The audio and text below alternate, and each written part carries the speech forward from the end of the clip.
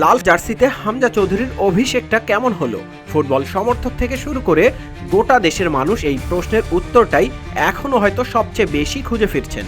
তবে উত্তরটা হচ্ছে ইতিবাচক। যারা দেখেছেন তারা ভাগ্যবান বলতেই হবে, আর যারা দেখেননি তাদের জন্য বলে রাখা ভালো, অভিষেক ম্যাচেই নিজের সবটুকু নিংড়ে দিয়েছেন হামজা দেওয়ান চৌধুরী। এশিয়ান কাপ বাছাইয়ের ম্যাচে ভারতের বিপক্ষে পুরো 90 মিনিট হামজাকে কখনো দেখা গেছে মিডফিল্ড জেনারেলের ভূমিকায়, আবার কখনো রক্ষণভাগের অতন্দ্র প্রহরী হিসেবে। প্রতিপক্ষের আক্রমণ ঠেকানো, নিজ দলের গোলের সুযোগ তৈরি কি না করেছেন ইংলিশ লিগে খেলা এই ফুটবলার। এক কথায় বলাই যায় পুরোটা সময় রাজত্ব করেছেন হামজা চৌধুরী, আর তাই তো তার এমন নৈপুণ্যে মুগ্ধ বাংলাদেশ জাতীয় ফুটবল দলের সাবেক খেলোয়াড়েরা থেকে শুরু করে গোটা দেশের ফুটবল সমর্থকরা। সকলের চোখেই হামজার পারফরম্যান্সই সেরা।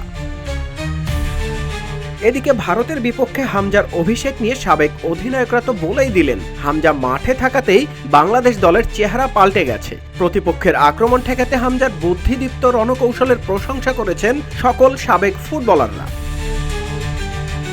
এছাড়া দেশের ইতিহাসে অন্যতম সেরা ফরোয়ার্ড জাহিদ হাসান এমিলিও হামজার পারফরমেন্স দেখে উচ্ছ্বসিত। জওহরলাল নেহরু স্টেডিয়ামে ভারতের বিপক্ষে একাধিকবার গোলের সুযোগ তৈরি করার পাশাপাশি সুনীল ছেত্রীদের আক্রমণ রুখে দেওয়ার গুরু দায়িত্ব ঠিকঠাকভাবে পালন করেছেন শেফিল্ড ইউনাইটেডে খেলা এই মিডফিল্ডার। সেজন্য এমিলির চোখে হামজাই সেরা।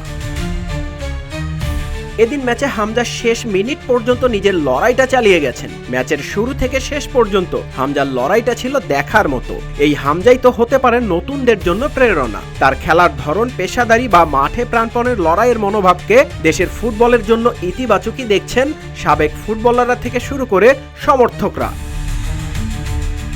নিউজ ডেস্ক, রূপালী বাংলাদেশ।